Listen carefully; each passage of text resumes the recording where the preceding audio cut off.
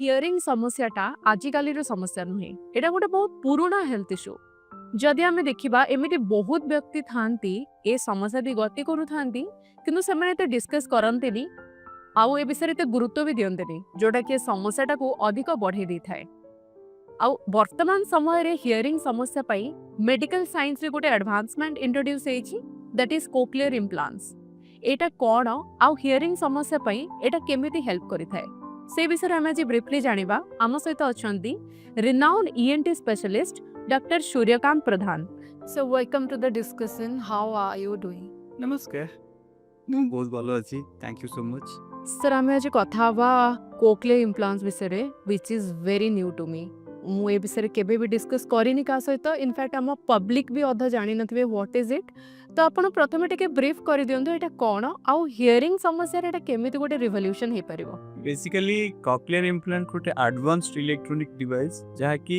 आम कान को आसुथिबा साउंड को रिसीव करे इलेक्ट्रिकल सिग्नल रे कन्वर्ट करे एंड डायरेक्टली आम हियरिंग नर्व को स्टिमुलेट करे जहाँद्वारा कि बिल्कुल शुणी पार नथिबा लोक बा कंप्लीटली डीफ एंड म्यूट पिला माने मध्य ए साउंड को शुणी पार सर आम जमी जाने हियरिंग समस्या हेल्ले आम देखी आसचे आम फैमिली रे भी कहार समस्या थी से टिपिकल गोटे हियरिंग एड यूज करती तो एटा से सब हियरिंग एड्स टू केमते डिफरेंट यस एटा हियरिंग एड टू कंप्लीटली डिफरेंट हियरिंग एड गोटे डिवाइस जहाँकि कान को आसुथिबा साउंड को एम्प्लीफाई करे बा ता वॉल्यूम बढ़े दिए तो जो माने टिके कम सुनुचंती से माने सुनी पारंती ओके जो माने बिल्कुल भी सुनी पारनांती कंप्लीटली डेफ अछंती से माने को कॉक्लियर इम्प्लांट सुनिबारे हेल्प कर आगरो कोन जो माने पूरा सुनी पारु नथिले तांको पई किछि सेमती टूल्स के डिवाइस किछि नथिला आगुरु जो माने न सुनी पाउथिले से माने पई थिला कॉक्लियर इम्प्लांट एबे अराउंड 50 60 इयर्स बैक रो स्टार्ट हलेनी हम कंट्री मध्ये बहुत आगुरु स्टार्ट हलेनी किंतु अवेयरनेस नथिला हमें नॉर्मली जेतोल भी हियरिंग लॉस थाए हियरिंग एड यूज करू त आगु को हमें किछि ट्रीटमेंट करू नथिले बहुत लोक जानि नथिले कि कॉक्लियर इम्प्लांट अछि किंतु एबे हमें ओडिसा रे ही बहुत गुडा सेंटर रे इम्प्लांटेशन होउची एंड बहुत लोक सक्सेसफुली ट्रीट हे परछन सर आप जमी कहले बहुत लोग सक्सेसफुली ट्रीट हो पारुचंती तो आई वांट टू नो सब बयसर लोक कौन यूज कर पारे माने आम जो गोटे छुआ को देखा कि गोटे एडल्ट को देखा कि ओल्ड एज पॉपुलेशन होंतु कौन एलिजिबिलिटी क्राइटेरियाज रही जड़े एटा व्यवहार कर पारिबो एटा बहुत important question actually cochlear implantation हमें छोट पिला मानन मध्ये कर परिबा एडल्ट लोक मानन मध्ये कर परिबा छोट पिला माने जो माने बर्थ थ्रू डेथ बिल्कुल भी शुणी पारनांती से मानो को आमे 6 मंथ बा 1 ईयर स्टार्ट करी 5 ईयर पर्यंत इम्प्लांट कर परिबा किंतु एडल्ट लोक जो माने छोट बड़े शुणुथिले कौन सी कारण तांकर हियरिंग लॉस हेछि अराउंड 40 इयर्स 50 इयर्स से मानो आमे को भी एज रे इम्प्लांट कर परिबा तार कौन सी अपर एज लिमिट नाही जदि से माने मेडिकली सर्जिकली फिट अथंदी तांको आमे ऑपरेट करते सर आम इम्प्लांट्स टा केमती व्यवहार कर Paribas is it a surgery केमती आपण एटा को इम्प्लांटेशन केमती करंती सो कॉक्लियर इम्प्लांट रो दुईटी पार्ट थाए गोटे एक्सटर्नल पार्ट एटा जोटा कि आम कान पछरे रुहे एंड एटा इंटरनल पार्ट जोटा कि आमे कान भितर सर्जिकली इम्प्लांट करू ओके एक्सटर्नल पार्ट कौन करे कान को आसुथिबा साउंड को रिसीव करे एंड इलेक्ट्रिकल सिग्नल रे कन्वर्ट कर इंटरनल पार्ट से इलेक्ट्रिकल सिग्नल को ए इम्प्लांट थ्रू रे हमर नर्व को हियरिंग नर्व को डायरेक्टली स्टिमुलेट करे तो या डिजीज्ड कान बा जो कान डैमेज थाए ताको कंप्लीटली बाईपास करे एंड हमें हियरिंग हमरा हमें सुनी पार now I am curious a implantation रो किछि एमती एलिजिबिलिटी क्राइटेरियाज अछि कि आपण केमिति गोटे पेशेंट इम्प्लांट करि पारिबो बोली आपण ताको एलिजिबल भाबंती हमें जेतो गोटे छोट पिला बा अडल्ट आम पाक आसंदी हमें किछटा से माने हियरिंग टेस्ट करू ऑडियोमेट्री टेस्ट ओई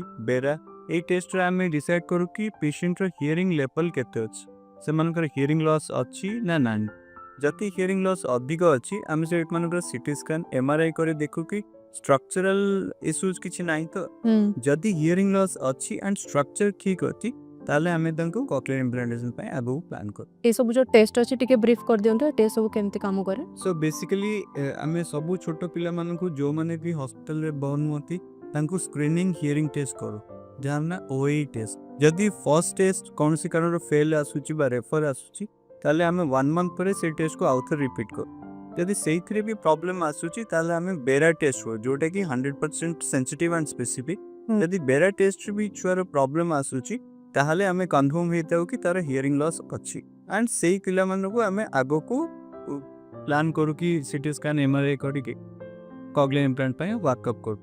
100 ଲୋକ ଯେଉଁମାନଙ୍କର ହିୟରିଂ ଲସ୍ ଅଛି, ଯେଉଁମାନେ ହିୟରିଂ ଏଡ୍ ୟୁଜ୍ କରୁଛନ୍ତି, ତାଙ୍କୁ ୱାର୍କଅପ୍ କରିବା ଟିକେ ସିମ୍ପଲ୍। ସେମାନଙ୍କୁ ଆମେ ଅଡ଼ିଓମେଟ୍ରି ଟେଷ୍ଟ କରୁ ଆଣ୍ଡ ଆମେ ଜାଣିପାରୁଥିବା କି ତାଙ୍କର ହିୟରିଂ ଲସ୍ ଅଛି, ତାପରେ ଆମେ କକ୍ଲିୟର ଇମ୍ପ୍ଲାଣ୍ଟ ପାଇଁ ପ୍ଲାନ୍ କରୁ। ସାର୍ ଦୁଇଟା ଜିନିଷ ଅଛି, ଜଣେ ଛୁଆମାନେ ଯେଉଁମାନେ ଜନ୍ମରୁ ସେମାନଙ୍କର ହିୟରିଂ ଲସ୍ ସମସ୍ୟା ଥାଏ, ଆଉ ଯେଉଁମାନେ ଧୀରେ ଧୀରେ ସେମାନଙ୍କର ସମସ୍ୟାଟା ଆସେ ହିୟରିଂ ଲସ୍ ସମସ୍ୟା, ତ ଦୁଇ ଜଣଙ୍କ କ୍ଷେତ୍ରରେ ଇମ୍ପ୍ଲାଣ୍ଟଟା କ'ଣ ସେମ୍ ରେଜଲ୍ଟ ଦେଇଥାଏ?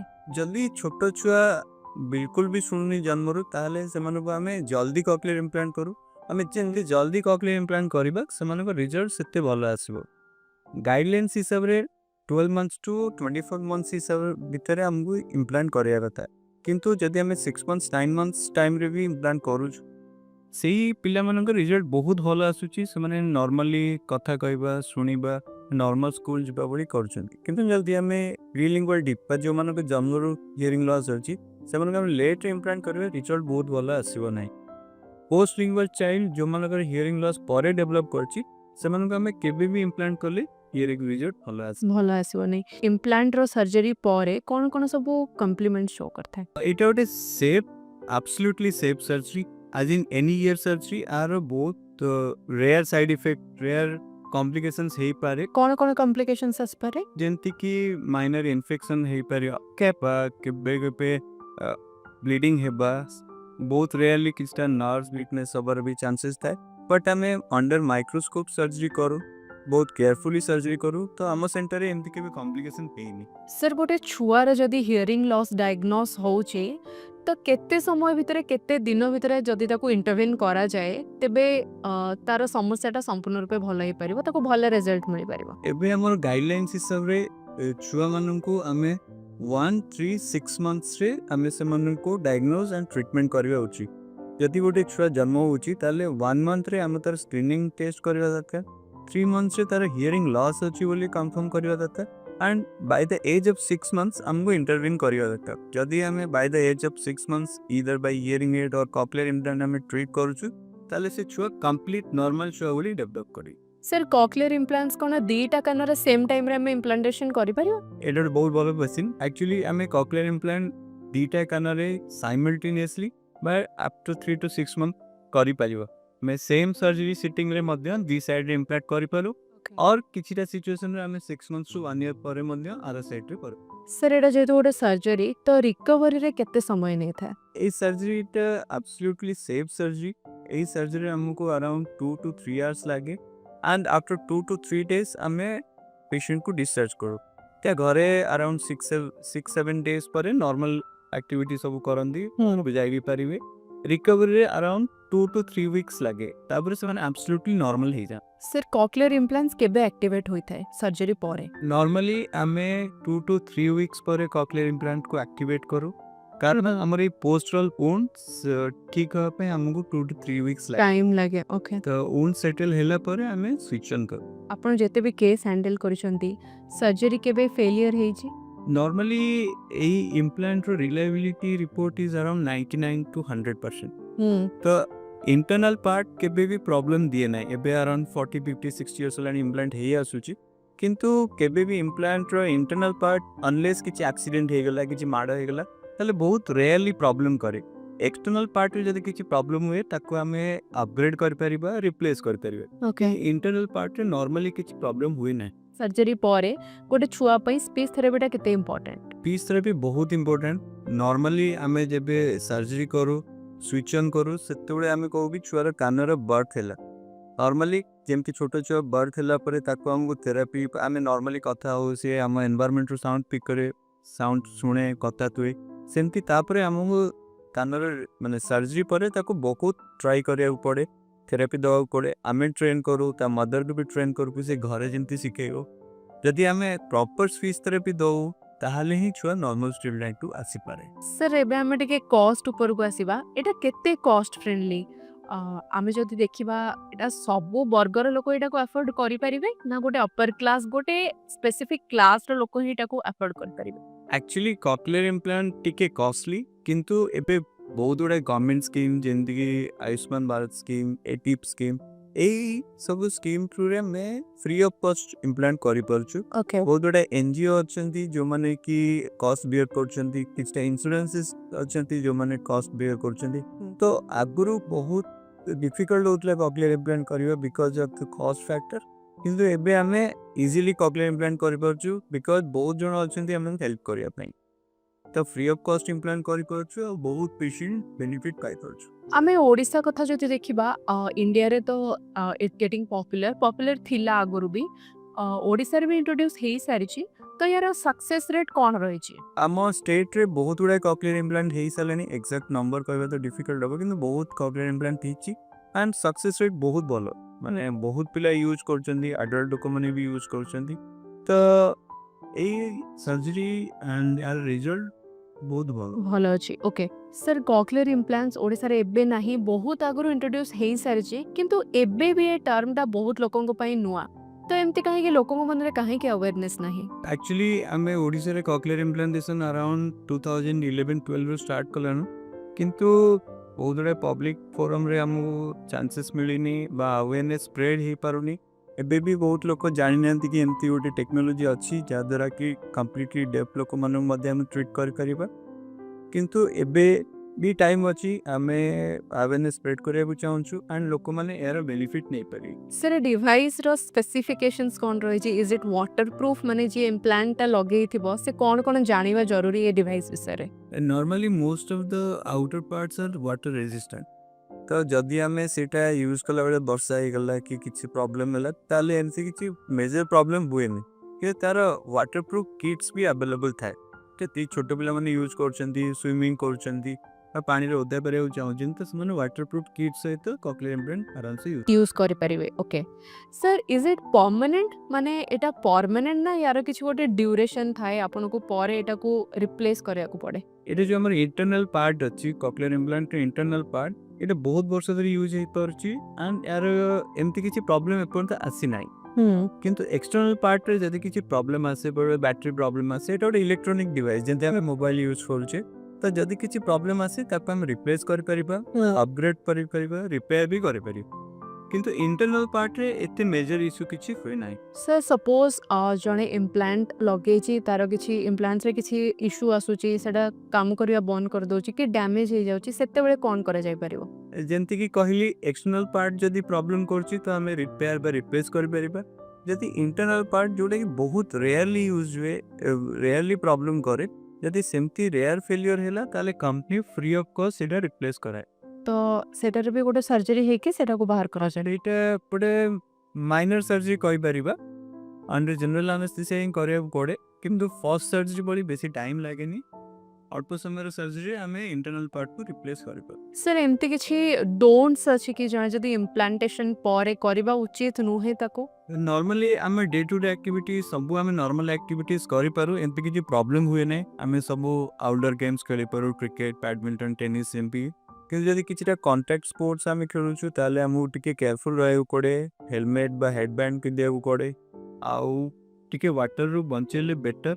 जदि किछि वाटर जाउछि भी एमती किछि मेजर इश्यूज हुए नै। सर आउ गोटे क्वेश्चन अछि जणे जदि कॉक्लियर इम्प्लांट्स लगेई छंती से कोन म्यूजिक सुनी परिबे? फोन इयरफोन समस्त यूज करछनी से यूज करि परिबे ना नहीं? मोबाइल फोन से यूज करि परिबे नाही कान रे? एटा गोटे बहुत इंपोर्टेंट क्वेश्चन, कारण एटा मोबाइल हमर डे टू डे लाइफ रे यूज करू।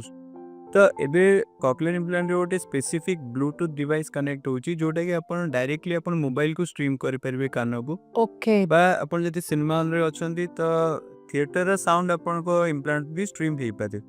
अपन को एक्सटर्नल एक किछि साउंड सुनिबा दरकार नै, अपन डायरेक्टली कॉक्लियर इम्प्लांट थ्रू रे ही सुनि पारिम। So it's like a ear drop जोटा कि आपनकर कान भीतर ऑलरेडी इम्प्लांटेड अछि। Okay that's very nice. Sir गोटे बहुत बड़ शब्द माने बाण फुटिवा शब्द हो, डीजे साउंड हो, तार से इम्प्लांट्स ऊपर किछि प्रभाव पड़े कि? कॉक्लियर इम्प्लांट गोटे बहुत ही एडवांस सॉफ्टवेयर थाए जहाँ कि बाहर आसुवा साउंड को टिके कम कर दिए, तो आम कान को बेसी डैमेज हुए ना। तो जदि एक्स्ट्रा साउंड आसे तो शॉक अब्जॉर्बर से काम करे, आम कान हियरिंग आउ डेटोरिएट करेन। सर विभिन्न प्रकार ब्रांड्स रे इम्प्लांट्स रही आपन जेमते कहउतले, तो सबो ब्रांड्स रे इम्प्लांट्स कोन सेम काम करे ना ब्रांड वाइज वेरी करे तार quality? Normally 2 to 3 brands approved अच्छी गवर्नमेंट द्वारा, एंड सबू ब्रांड रा सिमिलर फंक्शन, किंतु डिपेंडिंग ऑन द फीचर्स तार कॉस्ट वैरी करे किंतु ओवरऑल सबू कॉक्लियर इम्प्लांट ठीक काम करती आम पेशेंट मान को गाइड कर आमर टीम से एक्सप्लेन करे कि को इम्प्लांट रो कौन फीचर्स अच्छी तो तापरे से माने चूज करती किंतु ओवरऑल सबू इम्प्लांट भलो काम करे। सर जड़े जदि इम्प्लांट्स लगे बहुत केस आम देखीचे डॉक्टर्स कहार जदि एमआरआई हबार थाए सीटी स्कैन हबार थाए तो डॉक्टर पचारती तुम किसी इम्प्लांट्स अच्छी कि पेस मेकर लगे कि सबू तो जन जन इम्प्लांट्स लगे तो सी एमआरआई सीटी स्कैन ए सब करें। नॉर्मली आमर सीटी स्कैन करियर किसी प्रॉब्लम न थाए आउ एबे जो मॉडर्न इम्प्लांट्स आसुची से माने 1.5 टेस्ला बा 3 टेस्ला एमआरआई कंपैटिबल सो आमर इम्प्लांट रे गोटे मैग्नेट थाए जोटा कि एमआरआई रे टिके प्रॉब्लम कराए किंतु एबे जो मॉडर्न इम्प्लांट्स आसुची एगुडी को 1.5 एंड 3 टेस्ला एमआरआई कंपैटिबल तो आमे आराम से एमआरआई करे परिबा किछिटा सिचुएशन हम गोटे हेडबैंड सहित एमआरआई करि परिबा किंतु एमआरआई करिवारे किछि प्रॉब्लम हुए नहीं। सर जब इम्प्लांट्स लगाऊँ तो पोस्ट सर्जरी पर तार इन्फेक्शन हबार किसी भय थाए कि रिस्क थाए कि नॉर्मली इनिशियल पार्ट रे सपोज इम्प्लांट आम आज करुचे 1 to 2 months पर्यंत हमको बहुत केयरफुल रुए कारण एटा गोटे फॉरेन बॉडी जोटा कि आम बॉडी रे इम्प्लांट करुचु तो आमको बहुत ही अल्ट्रा क्लीन ओटी सर्जरी करिया पड़े तापर 2 to 3 months पर्यंत पूरा केयरफुली रहा पड़े किंतु तापर आम नॉर्मल ईयर हो जाए किसी हमको एक्स्ट्रा प्रिकॉशन नवाक पड़ेनी नॉर्मल ईयर जी इन्फेक्शन चांस थाए तापर इन्फेक्शन चांस हो जाए सेमती ठीक अच्छे सर गोटे छुआ जितेबले तार हियरिंग लॉस इश्यू अच्छी एंड से इम्प्लांट्स लगाऊँ सी कौन साधारण छुआ भाया स्कूल जापर पाठ पढ़ी पार तार एकाडेमिक्स कंटिन्यू कर एब्सोल्युटली जदि गोटे छुआ को आम प्रॉपर टाइम रे इंटरव्यू करछु 3 to 6 months रे डायग्नोज करछु and around the age of 6 months to 1 year आम इम्प्लांट करछु तापर प्रॉपर थेरेपी दउछु से मैंने नॉर्मल स्कूल जाती मोर पाखे बहुत पिला अच्छा जो मैंने क्लास रे टॉप कर 99% भी स्कोर कर नॉर्मल सिबलिंग टू भी भल मार्क स्कोर कर तो से माने एब्सोल्युटली नॉर्मल स्ट्रीम को जाई परिबे किछि भी तांको प्रॉब्लम होनी कॉक्लियर इम्प्लांटेशन यूज करके पिला मन। सर बहुत बहुत धन्यवाद गोटे गोटे नुआ कनसेप्ट विषय आम कथा जोटा कि आगुरी थिला स्टिल लोक मध्य अवेयरनेस नथिला और आपण ए वीडियो माध्यम रे लोकन को अवेयर कले बहुत बहुत धन्यवाद sir. Thank you so much. आम सहित डॉक्टर सूर्यकांत प्रधान थिले जे कि कॉक्लियर इम्प्लांट्स विषय आमको जणाउथिले जोटा कि हुए तो आपण माने केही जानि नथिबे तो आपण मानकर जदी हियरिंग लॉस रो समस्या अछि आपण को संपूर्ण भाव में शुभुनी तो आपण कौन से भी मिथ को विश्वास न करिकी जायकि जने ईएनटी स्पेशलिस्ट को सहित कंसल्ट करंतु आ ए इम्प्लांट्स विषय रे संपूर्ण भाव में जानंतु आ सुस्थ रहंतु।